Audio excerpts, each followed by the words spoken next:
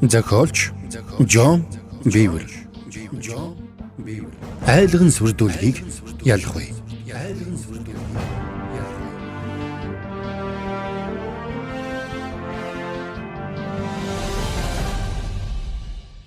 Эхлэл. Итгэгчид айдаггүй л гэж битгий хэлээрэй.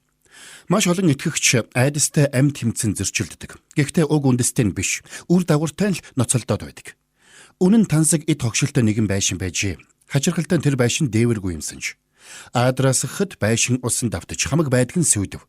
Борооны дараа гэрийн эзэн эвдэрч хэмхэрч бохирдсон тавилга, шал, хевсээ зайлуулж янзлах гэж хэдэн өдөр болсон ч эцэстээ байшингаа урдын адил сайхан болгож чаджээ.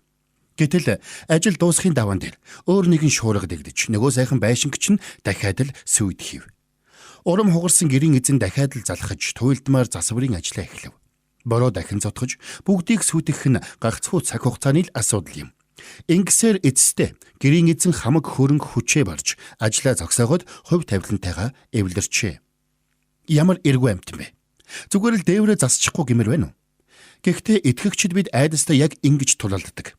Бид цөхрөл, урамгүй байдал, эргэлзээ, найдвар тасрах зэрэг айдсын үр нөлөөг л янзлах гэж зүдрээд байдгаас биш. Айдсын хүчийг тасар татаж чаддаггүй.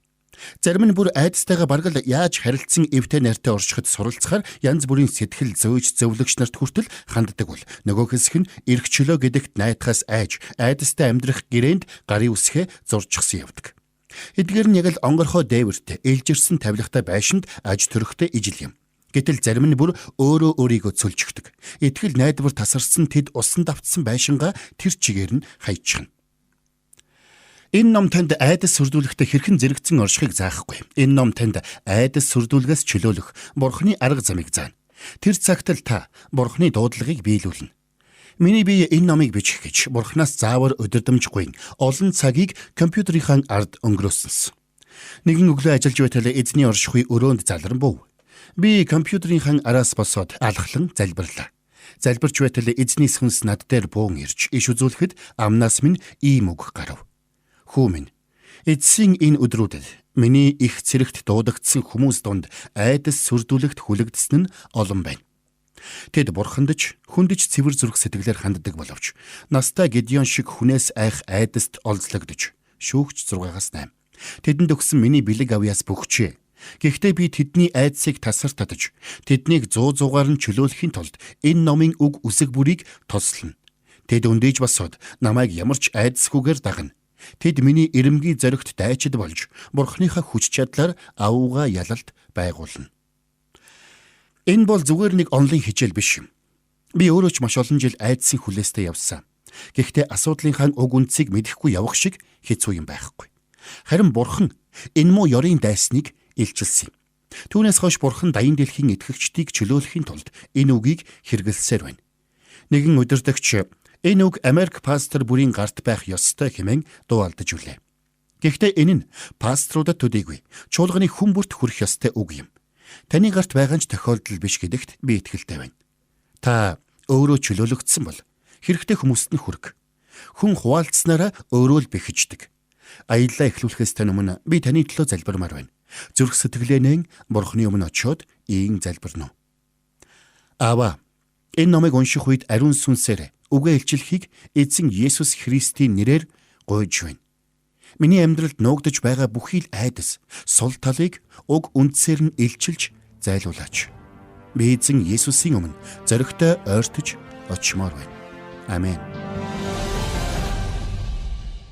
1-р хэсэг. Сүнсний байр сууриа байгуулахгүй. Бурханаас өгөгдсөн эрх мэдэл дотроо алах.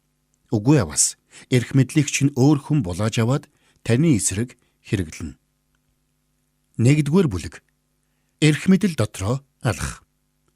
Эзэн биднийг өөрийнх нь дуудлагыг биелүүлэхэд бэлтгэхтэй. Нөхцөл байдал хүмүүсийг ашигладаг болохыг нь би эзэнд үйлчлэх тусмаа ойлгох болсон юм. 1983 онд би инженерийнхээ ажлыг орхиод бүтэн цагаар маш том чуулганы туслах үйлчлэлд оров. Би пастор, түүний гэргий, цуглааныхаа зочин үйлчлэгч нарыг дуудлага чөлөөтэй биелүүлэхэд нь тусалж, ойр зургийнх нь хэрэгцээг харгалзах үүрэгтэй байлаа. 4 жилийн дараа Бурхан намайг энэ үйлчлэлээс минь чөлөөлөөд өөр нэгэн том чуулганы залуусын пасторын үйлчлэлд илгээв. Миний явдаг тэр 7 хоногт цуглааны маань өөр нэгэн ажилтан залуу. Бурханаас хүлээн авсан үгээ гэргийгээр минь надад дайжээ. Тэр цагаас хойш энэ үг сүүдэр дунд цэц ухаан, хүчээрээ хамгаалах нөмөр нөөлөг, чихэнд минь сэрэмжлүүлэг болон хангиных болсон юм.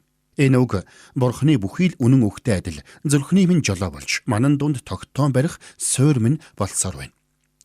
Тэр эрхэм манай гэргээд хэрэв Жон Бурханаас өгөгдсөн эрх мэдэл дотроо алхахгүй бол эрх мэдлийг нь өөр хүн болгож аваад түүний эсрэг хэрэглэнэ гэж хэлсэн байв. Энэ үг надад шууд тусав. Би үүнийг нь Бурханы цэц ухаан болохыг нь таньсан ч хэрэгжүүлэх ухааныг нь олон жилийн дараа л олсон юм. Амьдрал өөрчилсөн үйл явдал. 1990 оны ихээр эзэн надад тухайн үед аялж үйлчлэх дуудлага өгснөө батлан ойлгуулв.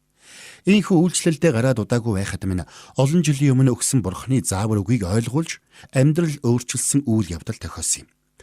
Бид нэр бүхий нэгэн чуулган дээр 3 дахь өдрийн оройноос бүтэн сайн өдөр хүртэл цуглаан хийхээр төлөвлөд байлаа. Бурханы сүнс маш хүчтэй нүүж, бөөн чөлөөлөлт, эдгэрэл, аврал өрнөв. Өдөр ирэх тусам Бурханы оршихуй орой бүр улмал жинтэй бууж байлаа.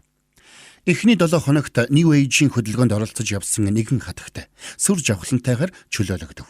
Чухам энэ үйл явдал цаашдын цуглааныг бадраасан өөрчлөгч үйл явдал болсон гэлтэй. 7 хоногийн дотор хүмүүс цуглаанд суух гэж 140-50 км газраас ирдэг болов. Пастор нь бид энэ цуглааныг таслан зогсоож болохгүй. Бурхан бидэнд илүү ихийг бэлтгэсэн болтой гэж хэлсэн бөгөөд би ч санал нийлэн бид цаашдаа 21 удаагийн цуглаан хийв. Бурханы үг түргэн горих шиг гүйж, сүнсний бэлэг цуглаан болгон дээр ажиллаж байлаа. Цуглааны 2 дахь 7 хоногийн дундуур нэг орой номлож байхдаа би хөгжимчд дуужид руу эргэж харснаа тэнд 25 орчим хүн байв. Энэ тайзан дээр нүгэл байна. Гэмшихгүй бол Бурхан илчлэн гэд хэлчихв. Өөрийгөө ингэж хэлхийг дуулаад "Пөөх, энэ үг хаанаас гарва" гэж бодлоо.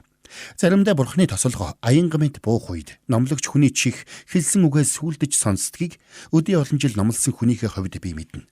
Тэнгэрийн онгодоор ярих үед энэ иш үзүүллийн номлол бий болдог.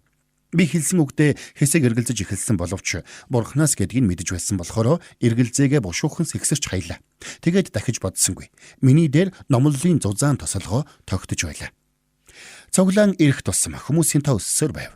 3 дахь 7 хоногийн дундуур би дахиад л номлож байхдаа тайзан дээр байгаа хүмүүс рүү иргэн хурууга зааж байгаад ариун сүнсний тослогоогоор "Энэ тайзан дээр нүгэл байна. Та нар гэмшихгүй бол Бурхан илчлээд та нарыг зайлуулна" хэмээн чангаар мэдэгдлээ. Миний эрх мэдэл баталгаа өсч байгааг би мэдрэв.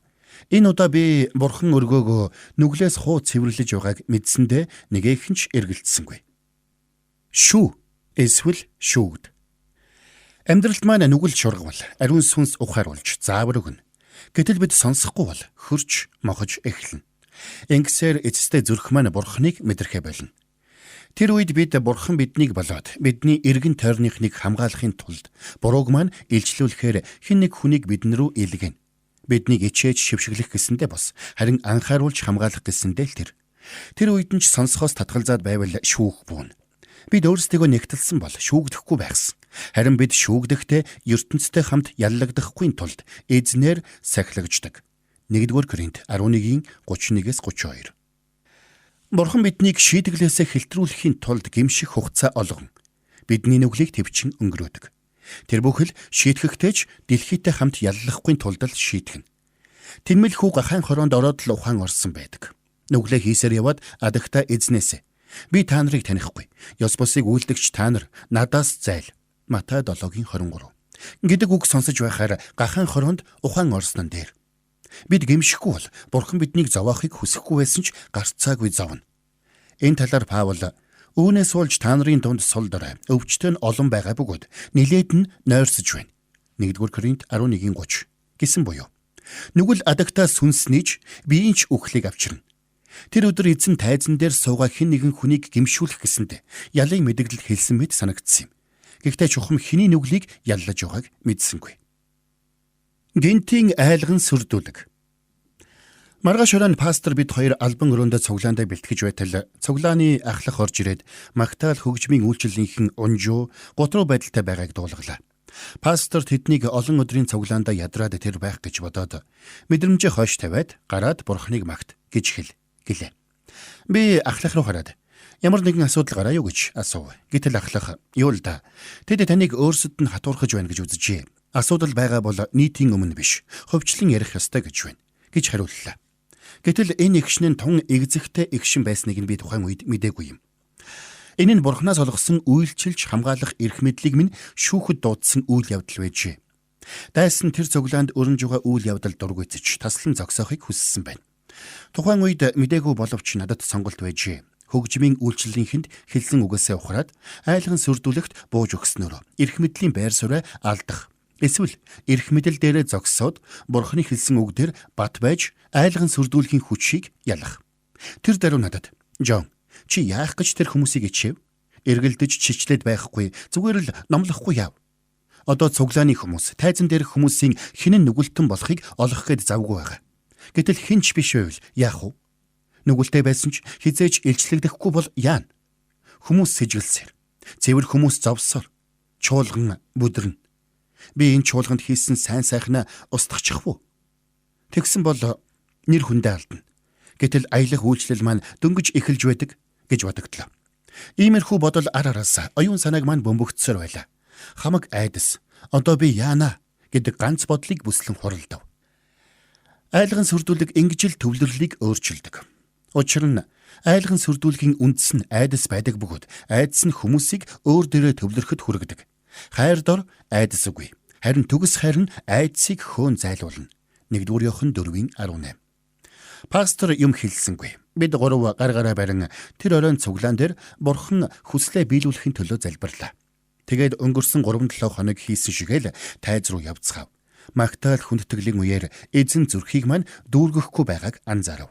Надад чиглүүлэг мэдрэгдэхгүй байсан ч би бурхан итгэмжтэй. Эндрийн ард гарах үедээ би юу хэлэхээ мэдэх болно гэж бодлоо. Магтаал хүндэтгэл дуусч пастор зарлал хэлэх үеэр би зүрхэндээ юм мэдрэхгүй хിവэрэл байлаа. Тэгээд намайг босгоход бурхан надад чиглүүлэг өгнө гэж бодлоо. Би голдуу бурханы онгодоор ярьдаг хүн л дээ. Гэвч цаг өнгөрөх тусам завнил маань өссөөр байлаа. Учир нь бурхан надад үг өгөхгүй бол би хэлэх үггүй болно гэдгээ мэдэж байв. Тэгтэл пастор намайг танилцууллаа. Би энэ дээр гарч очихдоо бас л чиглүүлэггүй байсан болохоор залбирцгаая л гэлээ. Залбирсан боловч бас л чиглүүлэг ирсэнгүй. Бүр нилээд хэдэн минут залбирлаа.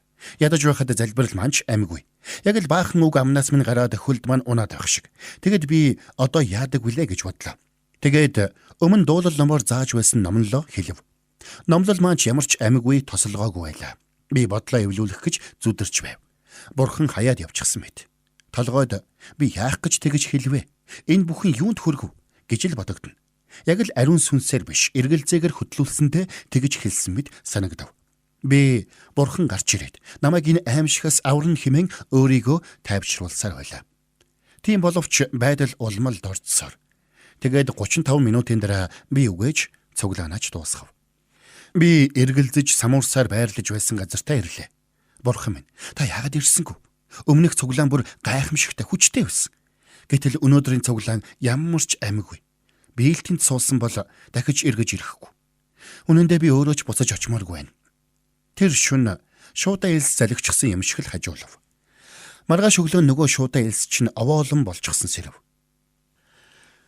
Хүнд жинд дарагдсандаа орноос хож босхийг хүссэнгүй. Дусалж баяр хөөр байхгүй. Тэгэхээр нь залбирлаа. Тэгээд бурхнаас асуулаа. Та яагаад ирээгүй юм бэ? Нам. Би нүгэл хийсэн үү? Таныг гашуудуулав уу? Бас л нам. Цаг гаруй залбирсан боловч үг бүрээ зөөх гэж зүдрэв. Би Магдалины хөгжим тавиад дагаж дуулах гэж үзлээ. Бурхан дарамтын сүнсний оронд Магдалины хувцас өмсгдөг. Би үүнээс салах ёстой гэж бодов. Гэвч хагас цаг ямар ч амгүй гингэнэв. Уурч хүрэх шиг. Би яасан юм бэ? Яагаад хариулахгүй байгаа юм бэ? Өдрийн хоолны дараа ойролцоох эзгүй талбай руу явлаа. Би диаволыг хөлбөл болчихно гэж бодлоо. Гэвч надаас өөр хүлээтэй амтан байсангүй. Би гадаа 3 цаг залбирч диавол руу хашгирсаар хоолой таг сөв. Ингэж байтал явж цуглаандаа бэлдэх цаг боллоо. Би ийм их эсэргүүцсэн юм чинь өнөө өрөө бурхан хүчтэй бууж ирнэ. Жон зүгээр итгэлээр л алах хэмээн өөрийгөө тайдагаруулж байлаа. Магтаал, хүндэтгэл, зарлал, өргөл явж дууссан ч надад урд өрийн хоосрлоос өөр юм мэдрэгдсэнгүй. Би мөн л намайг басангууд бурхан хурч ирнэ гэсэн гаргалгаатай л байлаа. Намайг танилцууллаа. Юу ч өөрчлөгдсөнгүй. Би чиглүүлэх хүссэн ч намгүй. Би бас л өмнө зааж байсан номлолоо гаргаж ирсэн ч бүрж орон гарын болов. Надад ямар ч ам, чиглүүлэг, тосолгоо байсангүй. Ийхүү 5 минут гэртээ ээрч муурсныхаа дараа би найзуудаа бүгдээрээ залбирах хэрэгтэй байна. Юу гэдгийг нь мэдэхгүй. Гэхдээ нэг л биш вэ гэж хэллээ. Чуулган тэр чигээрээ босч зогсоод шатан залбирав. Айлган сүрдүүлэг илчлэгдэв. Тэгтэл гинэт бурхан 24-өөс илүү цагийн дараа анх удаа надтай ярихыг би сонсов. Бурхан: "Жон, чи миний ард тайзан дээр зогсож байгаа хүмүүсээс сүрдэжээ. Чи эрх мэдлийн байр сууриасаа унаж, чиний доторх бурханы бэлэг унтрав" хэмээн айлдав. Энэ зөөлөн зэмлэлийг дагаж сүнсэнд минь гэрэл зүвсэн орж ирв. Хүмүүс дахин 5 минут залбирх хооронд бурханы сүнс намайг Библиэр дагуулan эрчүүд, эмэгтэйчүүд айж сүрдэгтэй. Дотор нь буй бурханы бэлгийг унтраасан үе олон түүхийг харуулсан юм. Тэд эрх мэдлээсээ ухарч сүнс доторх үр нөлөөгөө алджээ. Дараа нь сүнс миний өнгөрсөн амьдралыг харуулад адилхан алдаа гаргасныг минь ойлгуулав. Би ч тэр даруй залбирлаараа айлган сүрдүүлгийн сүнсийг хугачиж гарлаа. Номын маань эпилог хэсэг дээр ийм залбирлын жишээ бий. Тэгээд 75 минут бурхны өгсөн бичээсийг яг л шатаж байгаа хүн шиг номлов. Номлолын дараа чуулганы 3-2 нь айлган сүрдүүлгээс чөлөөлөгдөхөөр урагшаа гарч ирсэн юм. Тэр өдөр тэрхүү сэргэлтийн конференцийн хамгийн хүчтэй цуглаан болов. Гэтэл 7 хүрэхгүй хоногийн дараа бурхан тайзан дээрх нүглийг илчилж эхэлсэн юм. Аргил гитарч нь цуглааныхаа дараа гадуурт сэнгэж архитдаг. Нэг дууч нь цуглааныхаа охинтой унддаг байсан нь ил болж, хоёулаа үйлчлэлээс хөөгдөжээ. Аргил гитарч нь цуглаанаасаа явсан бол дууч нь гимшээд эзэнтэй амьдрах зам мөрөө засжээ. Хэсэг хугацааны дараа Магдалины удирдагч нь хэсэг нөхөдтэйгөө цуглааныг хаглан бутрахсан байна. Чуулганы 4-ний нэг нь тэднийг дагаад явжээ. Тэгтэл Магдалины удирдагч нь завхааралд холбогдоод байсан бөгөөд жилийн дараа нөхрөөсөө салсан байна. Хамгийн сүүлд тэрбээр өөр эртээ амьдарч байгаа сонсогджээ. Цуглаан хаглан бутаргах ажиллагаанд оролцсон гэр бүлүүдээс ганц л хос гэр бүлээ хадгалж үлдсэн байна. Ийм л хүмүүс намайг хатуурхлаа хэмээн гомдолж байж. Бурхан тэдэнд анхааруулсан. Тэд тэр анхааруулгыг нь зүрхэндээ хүлээгээд авчихсан бол хичнээн сайх. Би тэр чуулганд дахиж 2 удаа очихдоо тэднийг урд урдынхаасаа эв нэгдэлтэй, хүчтэй болсон байхыг харж үлээ. Пастор нь бурхан чуулганыг мань цэвэрлэж биднийг илүү хүчтэй болгосон. Манай Магдал хизээч ийм эрхчлөөтэй байгаагүй хэмээн тайлбарлаж үлээ. Түүнчлэн өмнө тулгардаг байсан эвдрэлцэл, дайралт байхгүй болсон гэв. Бурхан алдар шиг. Бүгдэд хамаатай үг. Хэдийгээр энэ үг надад үйлчлэлийн зөрчил дунд илчлэгдсэн ч сургамжин данганц эндрийн ард зогсдог хүмүүст хамаатай гэдэгт итгэхгүй байна. Христэд итгэдэг олон хүн айлган сүрдүүлэгтээ тэмцэлддэг. Айж сүрдсэн хүмүүс ихэнхдээ тулалдаж байгаагаа ч мэддэггүй. Сатаны бүх хэрэгслийн нэгэн адил айлган сүрдүүлэг нь зүсээ хувиргадаг, мөн санаандгүй байхад ирдэг чанартай. Бид үүний уг үндсийг нь мэдэхгүйгээр сэтгэл санааны өвчин, эргэлзээ, итгэл дутах гэх мэт үр нөлөөг нь л мэдрээд байдаг. Би өөрийгөө айж сүрдсэн гэдгээ мэдсэн бол тэр цуглаан дээр тэгтэл зөрчилдөхгүй байх байж. Надад зааж өгсөн бурхандаа талархъя. Бидний ихэнх маань айлган сүрдүүлгийг өөрийг нь уг үндэстэй нь юутай хийтэй шийдвэрлэхийн оронд үр дүн, үр жимстэй цохолдаад л үзэлцээд байдаг. Тиймээс хэсэгтээ тайвшрах боловч зөрчлөн дуустдаггүй. Та модны бүх жимсийг түүж авсан ч үндс нь байгаа цагт үр жимс нь ургасаар л байна. Энэ тойрог үнэхэрийн цуцаамар. Учир нь бид хизээч энэ байдлаас салахгүй юм байна гэж бодоход хүрдэг. Тэгээд найдвараа алдаад бурхны дуудсан газраас хаах хол очоод нутгалчихна. Энэ номын үнэн танд айлган сүрдүүлгийг таниулж сургахаас гадна айлган сүрдүүлгийн хазарыг авч хаях мэдлэг суулгана. Энэ үннийг уншиж хэрэгжүүлэхдээ та эзэн Иесус Христийн зарцын дуудлага биелүүлэхээр чөлөөлөгдөхийн төлөө би залбирч байна. Та амьдралдаа байгаа айлган сүрдүүлэгтээ нүүрэлтэхээс айж байж мэдэх. Бид амьдралдаа ямар нэгэн зүйлд дарлагдахаараа бушуухан шиг салахыг хүсдэгч түргэн засвар нь голдуу маш өндөр өртөгтэй тусдаг. Энэ нь богино настай байдаг. Тиймээс би энэ үннийг өөрөө хүлээж авсан шигэ нэг нэгээр нь тайлмаар байна. Дараагийн 3 бүлгэрээ маш чухал суурийг цутгах бөгөөд сүнсний байр суурь эрх мэдлээ ойлгож авах гэсэн сэдвээр эхлүүлье.